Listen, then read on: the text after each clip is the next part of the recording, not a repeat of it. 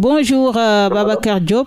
Bonjour. Voilà, Babacar Diop, vous êtes le chargé de communication du collectif des propriétaires impactés dans l'expropriation des maisons situées aux alentours du stade Iba Mar Diop. Est-ce que vous pouvez revenir sur ce problème largement, Babacar Diop? Merci Madame, merci de m'avoir invité dans votre émission. Donc je viens plus ou moins sur le problème que nous sommes confrontés au niveau de la rue 1, entre la rue 1, rue 22 et la rue 11. Nous qui sommes les impactés du projet des Jeux Olympiques de Dakar en 2026. Et le problème qui se pose, c'est que le premier État qui était là, les premiers dirigeants de ce régime, c'est eux qui avaient entamé ces procédures d'expropriation du code d'utilité publique en vue des Jeux Olympiques. Donc, au lieu d'aller directement vers les propriétaires ou bien les résidents du quartier, donc les impactés de ce projet, ils sont allés directement vers nos comment on les appelle, nos locataires et les occupants des alentours des maisons qui étaient là, des occupants anarchiques qui avaient occupé l'espace, le terrain qui était là, qui avaient fait des garages, des ateliers, comment dirais-je, des boutiques, donc sans avoir aucun papier pour pouvoir s'installer aux alentours de nos maisons. Donc quand ils sont venus, ils se sont adressés à eux avant d'aller venir de s'adresser à nos locataires, disant qu'il faut qu'ils les fassent payer. Donc ce qu'ils ne devaient pas faire, parce qu'ils n'ont aucun contrat avec nos locataires avant de parler avec eux. Oui. Pour parler avec eux. Donc ils se sont adressés à eux disant qu'ils vont les dédommager pour qu'ils essaient de sortir de ces maisons parce qu'ils vont démolir. Alors on leur a dit que vous ne pouvez pas démolir parce que nous sommes détenteurs de titres fonciers en bonne et due forme. Donc avant de démolir quoi que ce soit, il fallait nous adresser à nous pour voir quelles seront les modalités pour démolir nos maisons. C'est pas cela qu'ils ont dit que non, vous avez été payé depuis longtemps, vous êtes là, vous êtes dans l'illégalité, vous habitez de votre maison alors que vous avez été payé depuis longtemps. Nous nous avons demandé d'aller vers les services des impôts et domaines pour se remplir. Ce qu'ils ont fait, quand ils sont revenus nous voir, ils ont dit alors on s'est trompé monsieur, donc on s'excuse, c'est à ce niveau que ça s'est passé, on a été mal informés, on ne savait pas que vous étiez détenteurs de titres.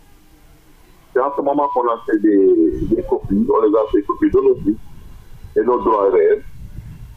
Et ils ont vu que c'était vrai et que nous sommes là des résidents qui nous titres fonciers. Vous comprenez? Oui. Après, ils ont dit écoutez, donc comme c'est un problème foncier, donc on ne pourra pas s'en occuper parce que nous sommes dangereux. Et on est seulement concerné par les habitants des alentours de nos maisons.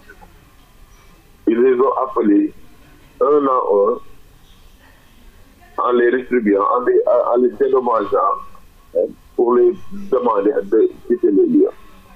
Quand ils ont fini avec les riverains, ils se sont adressés encore une fois à nos locataires pour les amener un à un pour présenter des pièces d'identité, mais à qui ils ont payé pour qu'ils puissent quitter les lieux.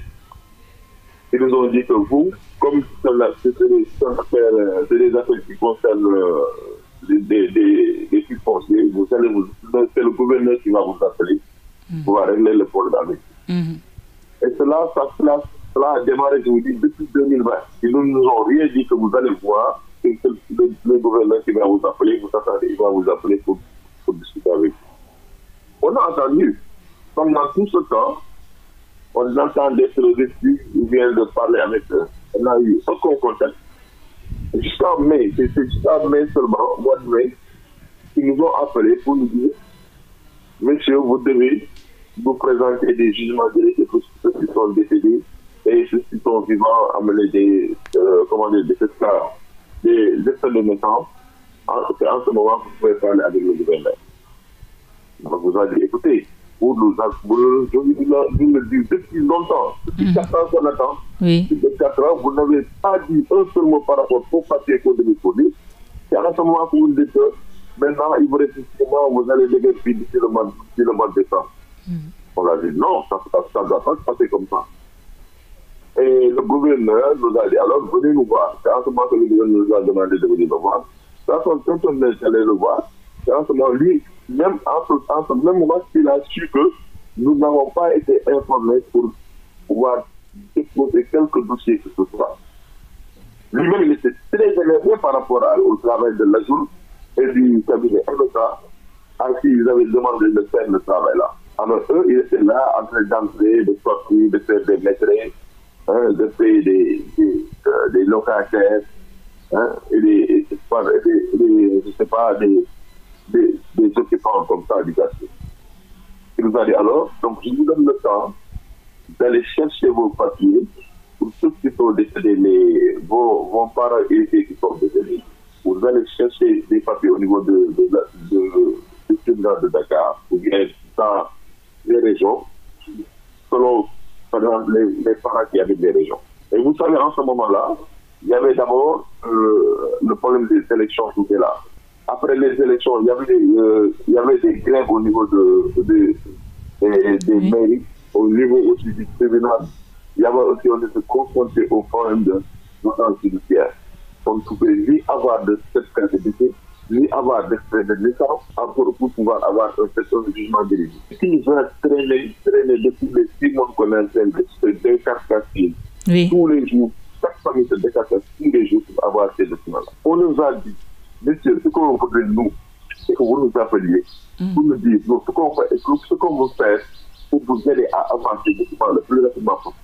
Vous allez les mettre en rapport avec les mairies, vous appelez les maires ou bien les maires, vous leur dites, écoutez, on va faire des documents qui vont permettre à ces futurs expropriés que vous les aidiez à avoir les secrets dans vos mairies et ensuite nous aider au niveau du tribunal, s'adresser au niveau du juge, et juge plutôt pour pouvoir leur dire de nous chercher des dates qui sont très proches pour pouvoir nous établir nos documents directs afin qu'on puisse discuter des prix des terrains et des prix des maisons qui vont être démolies. D'accord. Et vous êtes... C'est cela seulement qu'on avait demandé, mais pour cela, pour avoir maintenant une audience avec le gouverneur pour qu'il puisse aider à cela, ou bien pour avoir une audience avec le Premier ministre à qui on a adressé une correspondance, une audience au niveau du CIO, ou bien une audience au niveau du ministère des Sports, c'était très difficile. Ils ne voulaient pas nous recevoir parce qu'ils étaient dans l'histoire de l'élection. Donc c'était ça, en grosso modo. Et comment dirais-je, Babacar, vous êtes combien d'impactés par ce projet, globalement? On est impacté parce que là, ils disent qu'ils vont prendre toute l'étendue concernant l'avenue Blaise Diagne, en passant par la rue 1 jusqu'à la rue, entre la rue 22, de la rue 22 vers la rue 11. Donc, toute cette surface qui fait le stade, ils ont dit qu'ils vont le prendre. Vous êtes combien d'impactés? Oui, vous êtes combien d'impactés par ce projet? Ah, ok, je n'avais pas compris la question. Oui. Donc, on est 13 impactés, on est 13 familles impactées actuellement. D'accord. Et vous avez un plan d'action par rapport à ce problème? Ah oui. Qu'est-ce que vous comptez faire? Oui. Ce qu'on avait dit, c'est il y a de cela 15 jours qu'il vient de nous recevoir. Le nouveau gouverneur qui vient de s'installer. Il dit qu'il vient de prendre service. Il nous a rencontrés, on a eu une réunion avec lui. Il a pris note de nos doléances. Il dit qu'il va rendre compte à ses supérieurs, à savoir le ministère de l'Intérieur et la présidence de la République. Donc nous, on attendait donc d'avoir le recevoir son retour le plus rapidement possible. On n'a pas eu son retour jusqu'à présent. D'accord. Et vous réclamez... Et vous réclamez quoi exactement au régime? Quel appel vous lancez au président Diomaye? Oui.